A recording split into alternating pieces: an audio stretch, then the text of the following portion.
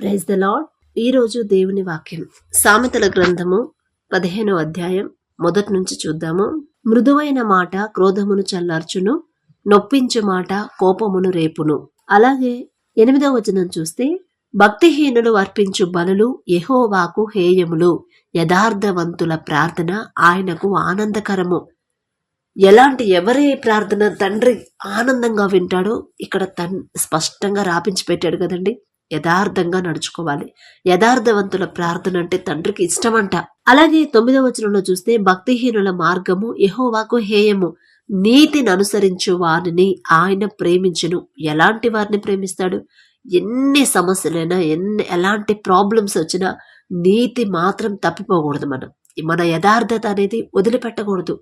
ఎంత కఠినమైన పరిస్థితులు మనకు ఎదురైనా సరే మన యథార్థత, దానివల్ల మనకు నష్టం వచ్చినా పర్వాలేదు, నాకు నష్టం కలిగినా పర్వాలేదు, నా తండ్రి మాట చొప్పున నేను నడుచుకోవాలి. ఎన్ని సమస్యలు వచ్చినా ఎన్ని బాధలు వచ్చినా సరే యథార్థత అనేది వదిలిపెట్టకూడదండి. అలాగే నీతిగా నడుచుకోవాలి. మాకు తెలిసిన ఒక ఆమె ఉంది. ఆమెకున్న ఇంటిని వేరే వాళ్ళకి అద్దెకిచ్చింది. అయితే వాళ్ళేమో పాపం డైలీ పనులకి వెళ్ళేవాళ్ళు. ఏదో అన్నయ్య రిక్షా దొక్కేవాడు, ఆ పిల్లలు ఏదో ఒక పని, పొలం పను అట్లా కంపెనీలకో పొగాకు కంపెనీలకో అట్లా వెళ్ళేవాళ్ళు. అయితే అసలే వాళ్ళు సంతానం ఎక్కువ, ఆడపిల్లలు ఎక్కువ. వాళ్ళు చేసే పనే చాలా చిన్న పని, వచ్చే జీతం కూడా ఆదాయం కూడా చాలా తక్కువ. సరే అద్దెకిచ్చారు, బాగానే ఉంది. అద్దెకిస్తే ఇప్పుడు గవర్నమెంట్ 200 యూనిట్ల వరకు ఫ్రీ అని కరెంట్ ఇచ్చారు కదా. అయితే ఈమెం చేసిద్దంటే, వాళ్ళు అంత కాల్చరు, 200 యూనిట్ల దాకా వాళ్ళు ఆ కరెంటు వాడుకోరు. అయినా సరే వాడకపోయినా 600 నాకు కట్టాల్సిందే, మీరు వాడకపోనే, గవర్నమెంట్ నుంచి బిల్లు రాకపోనే, నాకు మాత్రం నెల కరెంటు బిల్లు 600 కట్టాల్సిందే అని కట్టించుకుంటుంది. మళ్ళీ చర్చికి వెళ్ళిద్ది, ప్రార్థన చేసిద్ది, మళ్ళీ కానుకిచ్చిద్ది, దశమ భాగం ఇచ్చిద్ది. కానీ చేసే పనేమో ఇట్లా. వాళ్ళ పరిస్థితిని చూడాలి కదా. వాళ్ళకి అసలే పాపం లేని స్థితి, ఏదో కష్టార్జితం చేసుకుంటున్నారు, అధిక సంతానం, వాళ్ళకి గడవడానికే కష్టంగా ఉంది. వాళ్ళకు వచ్చే దాంట్లో మళ్ళీ అద్దె కాకుండా ఎక్స్ట్రా 600 తీసుకోవడం కరెక్టేనండి?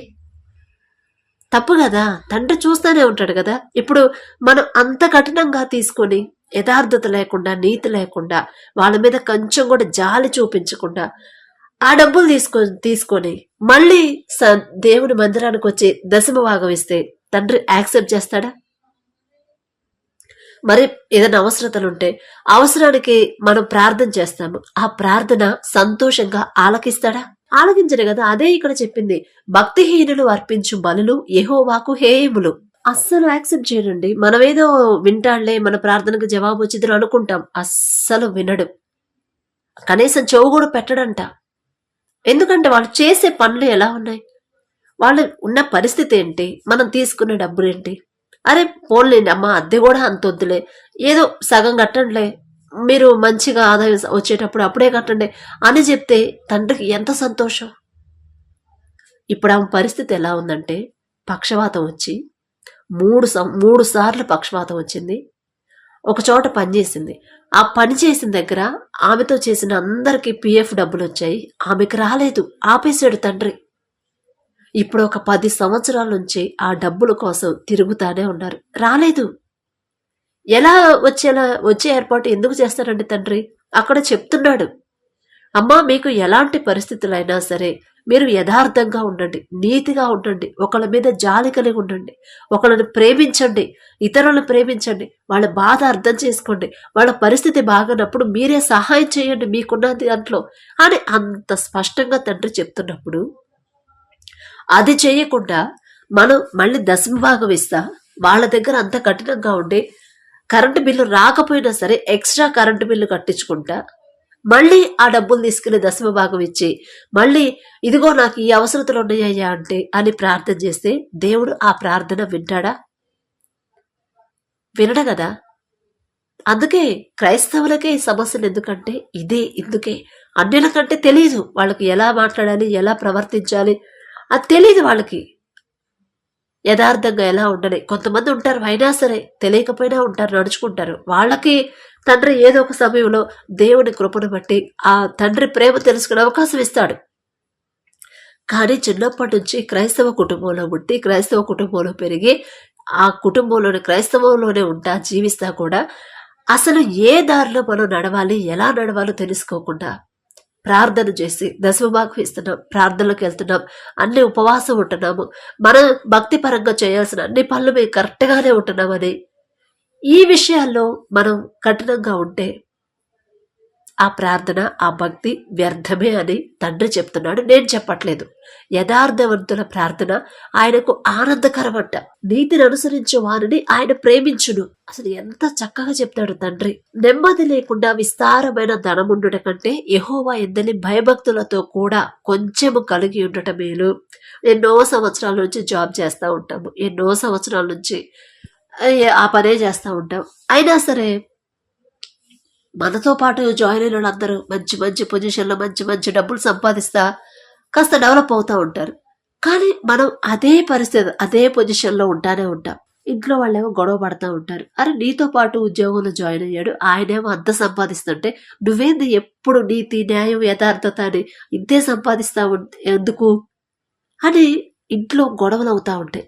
అయినా సరే నాకు అవసరం లేదు, నా తండ్రి చూస్తున్నాడు. నా తండ్రి చూసేటప్పుడు నేను తప్పు చేస్తా ఉంటే ఇక నేను కోరుకున్న నా సంతోషాన్ని నా తండ్రి ఉంచడం తీసేస్తాడు. వాళ్ళంత సంపాదించినా ఆ కుటుంబంలో శాంతి సమాధానం ఉండదు, నెమ్మది ఉండదు అని మనం చెప్పాలి. నెమ్మది లేకుండా విస్తారమైన ధనం ఉండటం కంటే యెహోవా యందలి భయభక్తులతో కూడా కొంచెము కలిగి ఉండటం మేలు. మనకొచ్చే జీతంతోనే మనం తృప్తి పడాలి, మనకొచ్చే ఆదాయంతోనే మనం నెమ్మది కలిగి సంతోషంగా నా తండ్రి నా చేతి కష్టార్జితాన్ని ఆశీర్వదించి నాకు ఇచ్చాడు, నా తండ్రి చాలు, ఇంతకన్నా నాకు ఎక్కువ వద్దు అని ఎప్పుడైతే మనం తృప్తిగా బ్రతకడం అలవాటు చేసుకుంటామో తండ్రికి ఎంత సంతోషం అంటే ఇక మనం అడగక్కర్లేదండి. తండ్రి మాట చొప్పున తండ్రి దేవుని ఎడల భయభక్తులు కలిగి ఉన్నామని తండ్రికి ఎప్పుడైతే అనిపించిందో విడిచిపెట్టడేక ఇక కిందే పొజిషన్లో ఎందుకు ఉంచుతాడు, ఖచ్చితంగా హెచ్చిస్తాడు. బాధపడు వాని దినములన్నయు శ్రమకరములే, సంతోష హృదయునికి నిత్యము విందు కలుగును. ఏ సమస్య వచ్చినా, ఎన్ని సమస్యలు వచ్చినా, ఎన్ని బాధలు వచ్చినా, ఎన్ని శ్రమలు వచ్చినా బాధ అనేది అస్సలు రానివ్వద్దు. అందుకే మనం బాధపడతా ఉంటే ఇక సంవత్సరాలు గడిచిపోతున్నా కూడా మన జీవితంలో బాధ తప్ప సంతోషం అనేదే ఉండదు. ఇప్పుడు అవతల వాళ్ళు మంచి ఇల్లు కట్టుకుంటున్నారు, మంచిగా ఆ కూతురికి మంచి సంబంధం వచ్చింది, మంచి ఉద్యోగం వచ్చింది, మంచి శాలరీ వస్తుంది. వాళ్ళని చూసి అరే మాకు మంచి ఇల్లు లేదు, పిల్లకి మంచి పెళ్లి లేదు, ఉద్యోగం లేదు, మంచి ఆదాయం లేదు అని ఇక అలా ఎప్పుడైతే మనం ఆలోచించుకుంటా బాధపడడం స్టార్ట్ చేస్తామో ఇక మనకున్న దాంట్లో కూడా మనకి తృప్తి ఉండదు. అంతకన్నా ఎక్కువ సంపాదించినా కూడా మనకి తృప్తి అనేది ఉండదంట. సమస్యలు వస్తున్నాయి, ఈ సమస్యలు చూసి ఏందా ఎప్పుడు ఇలాగైతే, ఎందుకని అసలు ఎంత ప్రార్థన చేస్తున్నా కూడా ఎందుకు ఈ ఇల్లు మారదు, ఈ సమస్యలు మారవు, వీళ్ళ మనసులు మారవు, వీళ్ళ పొజిషన్ మారదు అని బాధ గనక మనకు స్టార్ట్ అయిందంటే ఇక దినములన్నీ కూడా శ్రమకరములే. అది చిన్న బాధ వచ్చినా కూడా మనకు ఒక పెద్ద భూతంలా కనపడింది. అలా వద్దు, మనకున్న దాంట్లోనే చాలు. దేవుని తండ్రి కృప ఇంతవరకే ఉంటే చాలు. నా తండ్రి అవసరమైతే నాకు ఏ సమయంలో నన్ను హెచ్చించాలో నా తండ్రికి తెలుసు. అలాంటప్పుడు నేను ఎందుకు బాధపడాలి? ఇప్పుడు వాళ్ళకుంది మనకు లేదు అని ఎందుకు బాధపడాలి? నా తండ్రి ఖచ్చితంగా నాకు ఇస్తాడు, ఇవ్వకపోయినా పర్వాలేదు, నేను హ్యాపీగా ఉన్నాను చాలు అని తృప్తి పడడం అలవాటు చేసుకోండి. ఆ తృప్తి అనేది లేకపోతే మనం ఎంత సంపాదించినా నెమ్మది ఉండదు, ఎంత సంపాదించినా సంతోషం ఉండదు, ఎంత సంపాదించినా ప్రశాంతత అనేది ఉండదు. అందుకే బాధపడితే మాత్రం ప్రతిరోజు బాధే. భలే కోపం వచ్చింది కొంతమందిని చూస్తే. ఇప్పుడు సమస్యలు ఉంటాయి, ఇక ఎప్పుడు అదే ఆలోచించుకుంటా రోజులు, నెలలు, సంవత్సరాలు గడిచిపోతూ ఉంటాయి. ఎప్పుడు విచారంగానే కనపడతారు. మాట్లాడినా కూడా ధైర్యం చెప్పినా కూడా ధైర్యం తెచ్చుకోరు. అందుకే అలాంటి మనసు, అలాంటి హృదయం మీరు కలిగి ఉండొద్దు. సంతోష హృదయునికి నిత్యము విందు కలుగును. ఫర్ ఎగ్జాంపుల్ మేము చిన్నపిల్లలుగా ఉన్నప్పుడు చెప్పాను కదా, మా పొజిషన్ అంతా చెప్పాను. మా ఇల్లు ఎలా ఉండేది, మా పరిస్థితి ఎలా ఉండేది, చుట్టుపక్కల వాళ్ళ మాకిచ్చే గౌరవం ఇంకెంత బాగుండేది. కనీసం ఏదైనా మాట్లాడడానికి కూడా మాట్లాడనిచ్చేవాళ్ళు కాదు. పలానా వాళ్ళ గుడిసెలో ఉన్న వాళ్ళు చెప్తే మీరుంటారా అని అంత చులకనగా చూసేవాళ్ళు. అయినా సరే అదే మాటలు మనసులో పెట్టుకొని అదే పట్టుకొని ఆలోచించుకొని ఇక బాధపడతా ఆరోగ్యాన్ని చెడగొట్టుకొని అస్సలు ఆలోచించాం. మాట అన్నారా, ఓకే పర్వాలేదు, దేవుడే చూసుకుంటాడు. ఇప్పుడు మన పరిస్థితి అదే కదా, వాళ్ళు చెప్పింది కరెక్టే, వాళ్ళు ఏమి అబద్ధం చెప్పలేదుగా. మాకున్న పరిస్థితి అదే, మాకున్న ఇల్లు అదే, అందుకే వాళ్ళు అలా మాట్లాడారు, పర్వాలేదు అని వదిలేసి సంతోషంగా ఎప్పుడు హ్యాపీగానే ఉంటాం. ఆ ధన్యత ఇచ్చాడండి తండ్రి, అసలు భలే. ఇప్పుడు కూడా ఆశ్చర్యంగా ఉండేది అసలు ఆ పరిస్థితులు. అప్పుడే సంతోషంగా అనిపించింది ఇప్పుడు కన్నా. మా నాన్న చిన్నప్పుడు విషయాలు చెప్తాడు, చిన్నప్పుడు జోకులు చెప్తాడు, వాళ్ళ క్లాసులో చెప్తాడు, అందరికీ చెప్పి భలే హ్యాపీగా నవ్వుకుంటా ఉంటాము. అంత సంతోషంగా ఉండేవాళ్ళం. ఎన్ని బాధలు, ఎన్ని శ్రమలు, కనీసం తినడానికి లేకపోయినా కూడా లేదే అనే బాధ మాత్రం ఉండేది కాదు. సంతోషం, ఎప్పుడు సంతోషంగా ఉండాలనుకుంటే ఆ హృదయం, ఆ ఇల్లు ఎప్పుడు సంతోషంగానే ఉండింది. కొంతమంది లేడీస్ ఉంటారు ఇంట్లో అస్సలు నవ్వరు. మా చుట్టాల్లోనే కొంతమంది ఉన్నారు, జోకేసినా కూడా నవ్వరు, ఊరికే జస్ట్ అలా పెదాలు కదిలించి వదిలేస్తారు. ఎప్పుడు ఆలోచిస్తూనే ఉంటారు. ఎప్పుడు అంటే కాస్త డీసెంట్గా ఉండాలి అనుకున్నప్పుడు వచ్చే నవ్వు కూడా ఆపుకొని సంతోషంగా మనస్ఫూర్తిగా నవ్వలేరు. అలాగైతే ఎలాగండి? నవ్వు వచ్చినప్పుడు అది ఎంతమంది ఉన్నా సరే మనస్ఫూర్తిగా నవ్వాలి, అప్పుడే ఆరోగ్యానికి కూడా మంచిదే కదా. అస్సలు నవ్వదు, సైలెంట్గా. ఎంత సైలెంట్గా అంటే నవ్వు వచ్చినా కూడా నవ్వకుండా, అంటే వీళ్ళు జోకులు వేస్తే నేనేదో నవ్వేదన్న ఫీలింగ్లో ఉంటారు. అలా ఎప్పుడు ఉండకండి, అలా బిగబట్టుకొని ఉండకండి. మన వయసులో పెద్ద అయినా సరే మనం మనస్ఫూర్తిగా నవ్వాలి, మనస్ఫూర్తిగా ఏదైనా యాక్సెప్ట్ చేయాలి. ఎవరితోనా మాట్లాడేటప్పుడు కూడా సంతోషంగా మనస్ఫూర్తిగా మాట్లాడాలి. వాళ్ళు ఎప్పుడో మాట అన్నా కూడా అది మనసులో పెట్టుకోవద్దు, అస్సలు పెట్టుకోవద్దు. అప్పుడే మనకి ఎప్పుడు లేకపోయినా, కనీసం తినడానికి తిండి లేకపోయినా ఫస్ట్ హృదయం సంతోషంగా ఉంటుంది, ఆరోగ్యంగా ఉంటాం. ఈరోజు కాకపోతే రేపు తెచ్చుకొని తినొచ్చు. అందుకే సంతోష హృదయునికి నిత్యము విందు కలుగును. మేము చిన్నపిల్లలు ఉన్నప్పుడు, గుడిసెలో ఉన్నప్పుడు కానీ, లేకపోతే ఇల్లు కట్టుకున్నప్పుడు కానీ, దేవుడి కృపను బట్టి మంచిగా ఇల్లు కట్టుకున్నప్పుడు కానీ, ఆ పెద్దమ్మోళ్ళు ఉంటారు మా చుట్టుపక్కల, కొంతమంది ఉంటారు ఒంటరి లేడీస్ కానీ, లేకపోతే కుటుంబం ఉన్నా కూడా వచ్చి మా ఇంట్లో కూర్చుంటారు కాసేపు. చాలా మంది ఒకళ్ళు వెళ్ళిన తర్వాత ఒకళ్ళు వస్తారు, వచ్చి కూర్చుంటారు. మళ్ళీ ఇంట్లో వాళ్ళ ఫ్యామిలీ ఉంటుంది, పిల్లలు ఉంటారు, అయినా సరే అక్కడ ఉండరు. ఎక్కువ మన ఇంట్లోనే ఉంటారు. ఎందుకంటే మేము మాట్లాడుతూ ఉంటాము, నవ్వుకుంటూ ఉంటాము, జోకులు వేసుకుంటూ ఉంటాం, దేవుడి గురించి మాట్లాడుకుంటూ ఉంటాము. ఎప్పుడు వాళ్ళు చెప్తా ఉంటారు, అబ్బా అసలు ఇప్పుడు దాకా నాకు మనసులో ఎంత బరువుగా ఉందోనమ్మా, అసలు ఇంటికి వచ్చి కాసేపు కూర్చున్నారు, ఎంత బరువు తగ్గించినట్టు, అంటే ఒక రిలాక్స్గా ఉంది అన్నట్టు చెప్తారు. అప్పుడు చదువు లేదు కదా, వాళ్ళ భాషలోనే వాళ్ళు చెప్పేవాళ్ళు అలా చెప్తారు. అన్నయ్య వాళ్ళు కూడా ఎక్కడెక్కడి నుంచో వస్తారు, తెలిసిన అన్నయ్య వాళ్ళు. ఆ ఇంట్లో ఏదైనా గొడవ ఏంటంటే ఇక అక్కడి నుంచి మన ఇంటికి వస్తారు, కూర్చుంటారు, కాసేపు ఒక అరగంట కూర్చుంటారు. అబ్బా అసలు మాస్టరు మనసు అంత ప్రశాంతంగా ఉంది, ఎందుకనో మరి ఏందో మాస్టరు, ఇంట్లో కొంచెం కూర్చుంటే ఎప్పుడు ప్రశాంతంగా ఉంటుంది అని చెప్తారు. ఇక అంతకన్నా మనకేం కావాలండి? అది గుడిసె అయితేనేవి, పూరి గుడిసె అయితేనేవి, అది ఒక రేకుల షెడ్ అయితేనేవి, అంతకన్నా సంతోషం ఇంకేం కావాలి? అందుకే ఎలాంటి పరిస్థితులు ఉన్నా సరే సంతోషంగా ఉండడం అలవాటు చేసుకోమని చెప్పేది అందుకే మీకు. నిజంగా పెద్దమ్మ వాళ్ళు వస్తారు, ఆంటీ వాళ్ళు వస్తారు, అమ్మమ్మ వాళ్ళు వస్తారు, ఎక్కడెక్కడి నుంచో వస్తారు. మళ్ళీ చుట్టుపక్కలే వాళ్ళ కుటుంబాలు ఉంటాయి, వాళ్ళ పిల్లలు ఉంటారు, వాళ్ళకి కోడళ్ళు ఉంటారు, కూతుళ్ళు ఉంటారు. అయినా సరే వాళ్ళకి ఆ సంతోషం అనేది ఉండదట. ఏదోనయ్యా ఇంట్లో ఉంటే అసలు మనశ్శాంతి ఉండదు, పద్దాగా ఎప్పుడు గొడవలే మా ఇంట్లో, అందుకే కాసేపు మీ దగ్గరకు వచ్చి కూర్చోవాలని వస్తాను అని కూర్చున్నారంటే గంటలు లేవరు. పొద్దున 10ంటికి వస్తే నైట్ 10ంటి దాకా కూర్చుంటారు. ఒక్కోసారి మాటలు చెప్పుకుంటూనే ఉంటాం, నవ్వుతూనే ఉంటాం, సంతోషం అది తెలియదు, ఇక టైం కూడా తెలియదు. అలా ఉండింది ఇంట్లో, అలా ఉండాలి. ఇప్పుడు నేనైనా సరే ఇంట్లో వాళ్ళు ఎవరైనా డల్గా కానీ అట్లా ఏదో పోగొట్టుకున్నట్టు కూర్చుంటే అసలు ఊరుకున్నాను. ఇష్టం ఉండదు. సంతోషంగా ఉండాలి. మనకున్న దాంట్లోనే సంతోషంగా ఉండాలి. అదే తండ్రి ఇచ్చిన జీవితాన్ని మనం ఆనందంగా గడపాలంటే తండ్రే చెప్పాడు. ఇంటి దగ్గర అయితే ఇదే జరిగింది అమ్మ వాళ్ళ దగ్గర. ఇక్కడంటే సిటీలో ఎవరు రారులేండి. ఇంటి దగ్గర అయితే మాత్రం ఎప్పుడు ఎవరొకళ్ళు వస్తూనే ఉంటారు, కూర్చుంటారు, ఎక్కువసేపు చాలాసేపు కూర్చుంటారు. భోజనం కూడా ఇక మేమే పడతాం మాకున్న దాంట్లోనే. ఇక అన్న కూడా గుర్తురాదు వాళ్ళకి. ఏందో అసలు ఇక్కడికి వచ్చి కూర్చుంటే పోబుద్ది కాదబ్బాయి అంటారు. అంటే ఆ సంతోషం అనేది మనం సంతోషంగా ఉండాలి. మనకు ఎదుటి వాళ్ళకు కూడా సంతోషాన్ని పంచాలి కదా.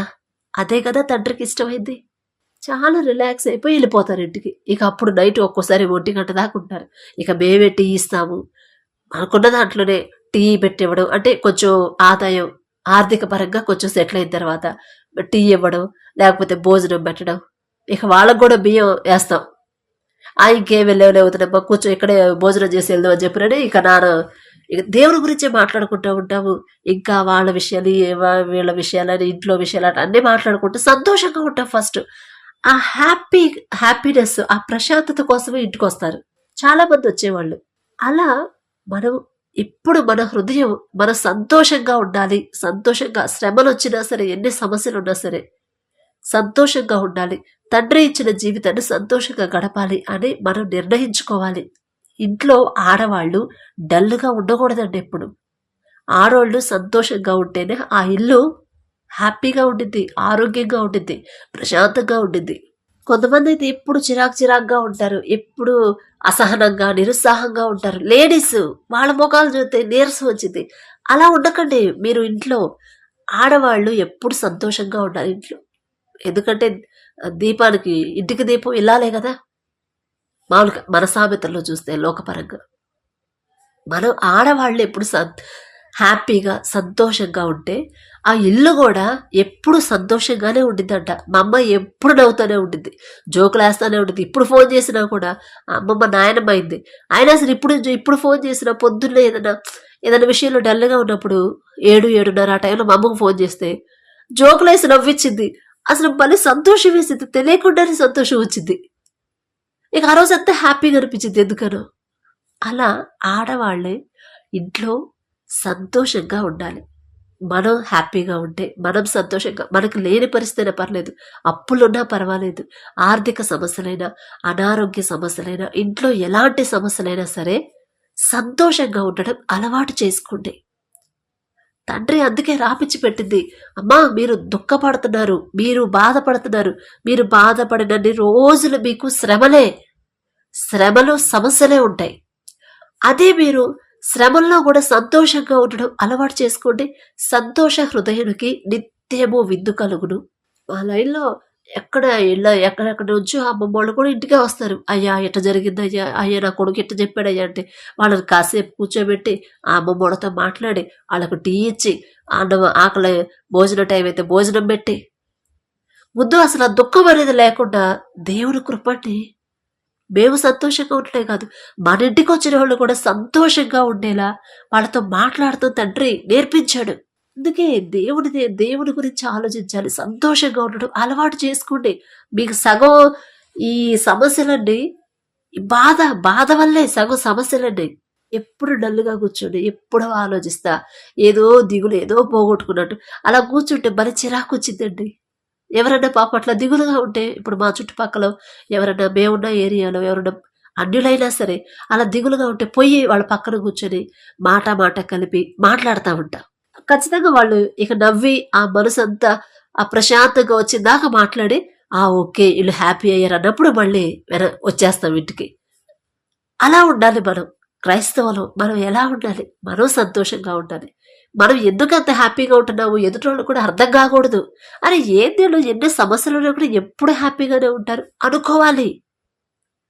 మనం హ్యాపీగా ఉండాలి. ఆడవాళ్ళం ఇంట్లో ఉండేది లేడీస్ మెయిన్ ఇంపార్టెంట్. మనం సంతోషంగా ఉండాలి. సంతోషంగా రోజును తండ్రితో మాట్లాడి రోజును మొదలు పెట్టాలి, సంతోషంగానే ముగించాలి. మనమే డల్లుగా కూర్చుంటే మగోళ్ళు ఎలా ఉంటారండి, పిల్లలు ఎలా ఉంటారు? అందుకే కోపం వద్దు, ద్వేషం వద్దు, సంతోషం ఎప్పుడు ప్రశాంతంగా ఉండండి. సంతోషంగా మాట్లాడండి, ఎదుటి వాళ్ళతో ప్రేమగా మాట్లాడండి. వాళ్ళొక మాటని మన హృదయం చివుక్కుమన్నా కూడా వెంటనే మర్చిపోవాలి. ఇక పర్వాలేదులే అని లైట్ తీసుకోవాలి.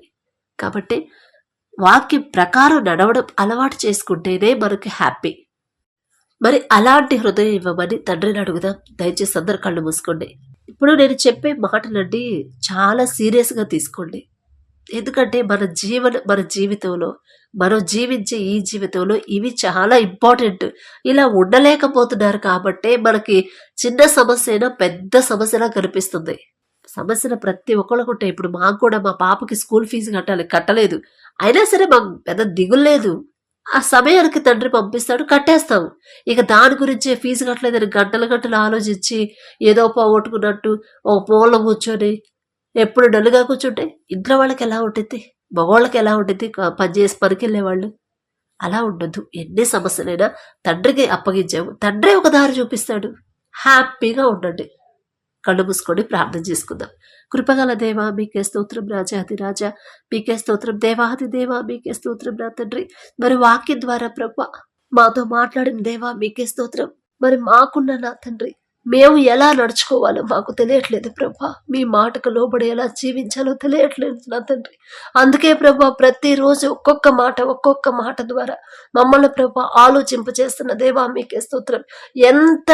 ఎన్ని సమస్యలు ఉన్నా సరే సంతోషంగా ఎలా ఉండాలో మాకు నేర్పించండి, అలవాటు చేయండి. ప్రతి ఒక్కరి హృదయంలో నా తండ్రి సంతోషాన్ని కలిగించండి. ప్రతి ఒక్కరు నా తండ్రి ఇంట్లో ఎన్ని సమస్యలైనా సంతోషంగానే ఉండాలి ప్రభా. సంతోషంగా సమస్యలు ఎదుర్కోవాలి, సంతోషంగా మీ వైపు తిరగాలి నా ప్రభా. అటువంటి సంతోషాన్ని ప్రతి ఒక్కరి కుటుంబంలో మీరే ఇప్పుడే నా తండ్రి అనుగ్రహించమని అడిగే అర్హత, పొందుకునే అర్హత లేని వాళ్ళం అయినా సరే యేసు నామములో అడుగుచున్నాము తండ్రి. ఆమేన్.